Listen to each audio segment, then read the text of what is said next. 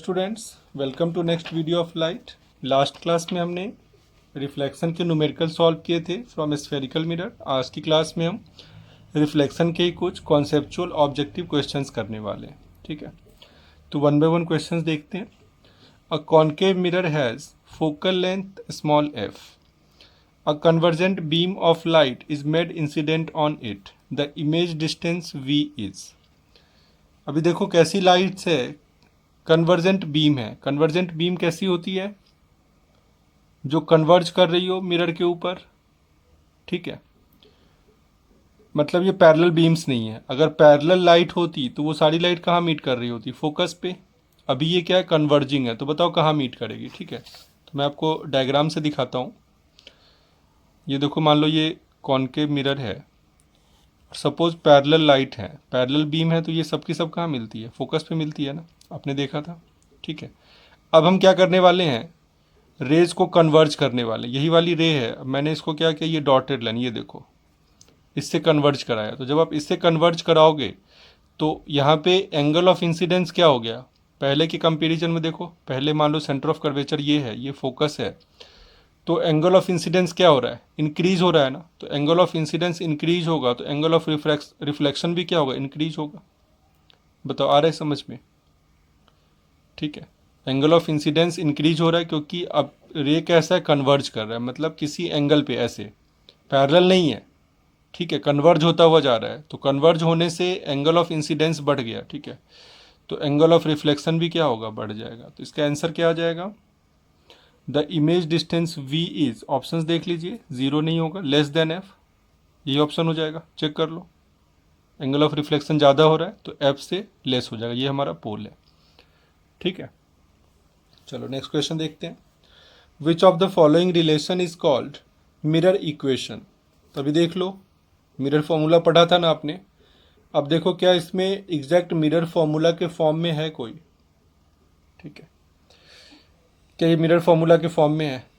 क्या ये है? कोई भी इसमें से मिरर फॉर्मूला के फॉर्म में नहीं है। फिर आपको चेक करना है कि क्या हम इन फॉर्मूला जो भी गिवन है इन सब से मिरर फॉर्मूला फाइंड कर सकते हैं।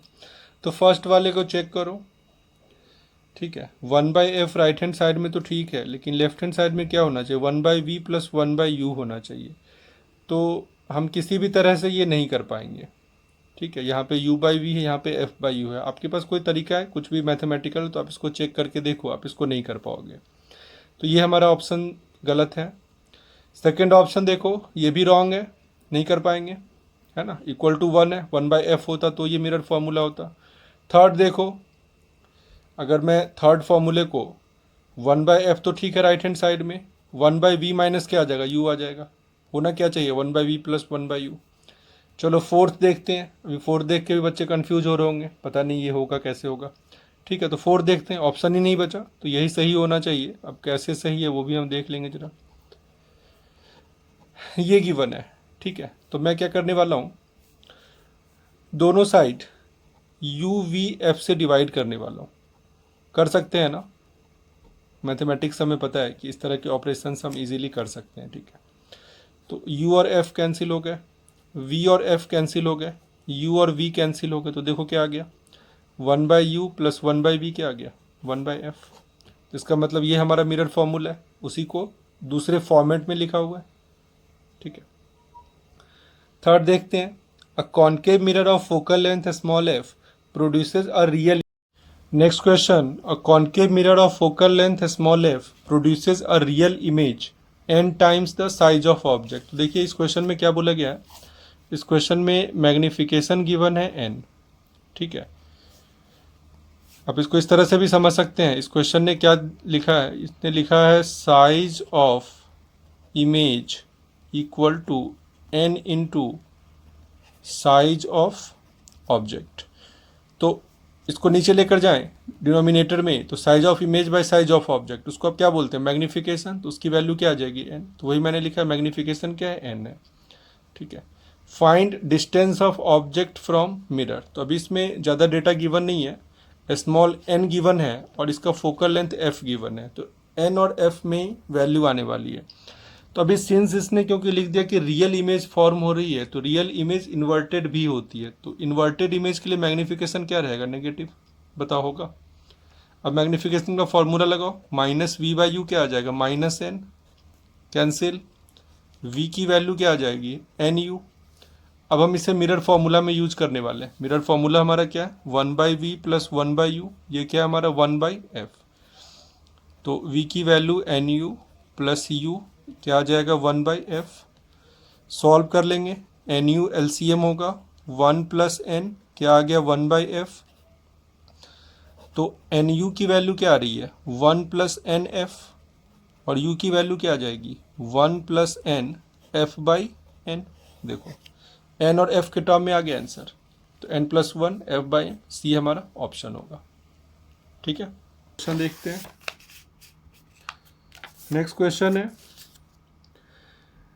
If the reflected image formed is magnified and virtual then mirror system is.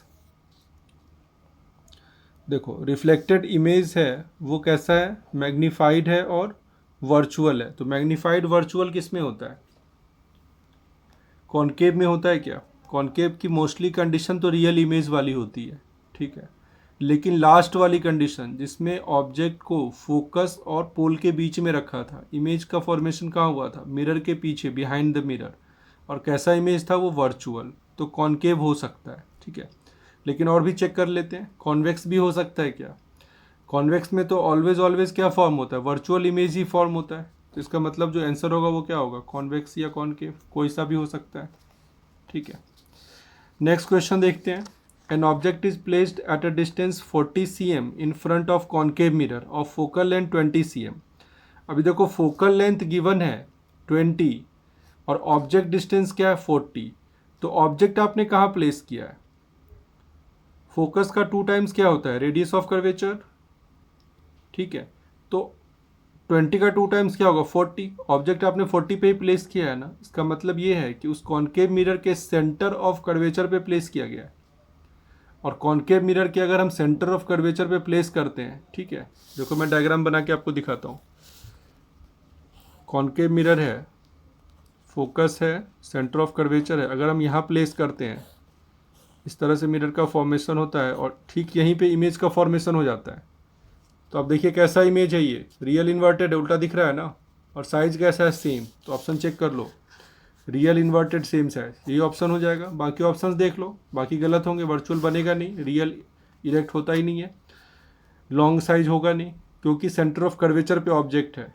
अगर आप इस क्वेश्चन को न्यूमेरिकली सॉल्व करना चाहें तो बिल्कुल कर सकते हैं। Object distance u equal to क्या ले लो -40, ठीक है, एफ स्मॉल एफ क्या ले लो -20, कॉनकेव मिरर है तो फोकस क्या होता है नेगेटिव, तो -20, फॉर्मूला अप्लाई करो, ठीक है, इमेज डिस्टेंस सेम आएगा और जो वैल्यू आएगी वो नेगेटिव होगी, तो आप उसे रियल समझ सकते हैं। अगर वैल्यू नेगेटिव होती है मैग्नीफिकेशन की तो वैल्यू क्या हो जाती है, रियल एंड इन्वर्टेड। ठीक है, चलो नेक्स्ट क्वेश्चन देखते हैं। An object is placed at 15 cm, 15 centimetre पे ऑब्जेक्ट रखा हुआ है in front of a concave mirror, again concave mirror है, फोकल लेंथ 10, तो फोकल लेंथ 10 है, तो बताओ ऑब्जेक्ट कहाँ पे रखा हुआ है 15 पे। ठीक है, फिर से मैं आपको दिखाता हूँ, कॉनकेव मिरर में फोकस 10 है, यहाँ पे कहीं सेंटर ऑफ कर्वेचर होगा, वो कितने पे होता है 20 पे। इसकी ज़रूरत नहीं है, मैंने इसलिए ड्रॉ किया क्योंकि ऑब्जेक्ट डिस्टेंस 15 है, तो ऑब्जेक्ट यहाँ पे ड्रॉ कर दिया। चाहो तो डायग्राम बना लो, कितना टाइम ही लगता है। ये देखो बियॉन्ड सी बन रहा है, लार्ज बनेगा और बियॉन्ड सी बनेगा। ठीक है, चेक कर लीजिए सारे ऑप्शन, सारे ऑप्शंस चेक कर लो।